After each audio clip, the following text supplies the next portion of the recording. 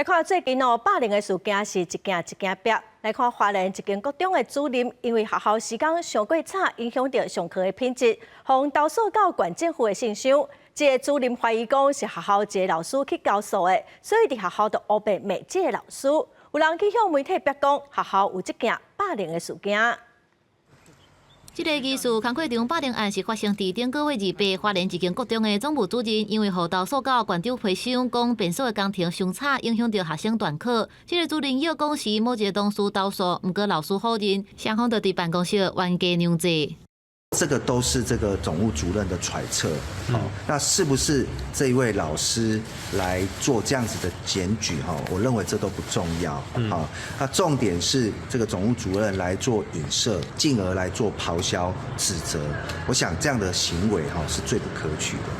学校第一时间就展开调查，发现2人早就拍布幕，所以总务主任互检举了后，才会针对某人。学校问老师敢要提出霸凌的申诉，不过老师无意愿，这个案最后无成案。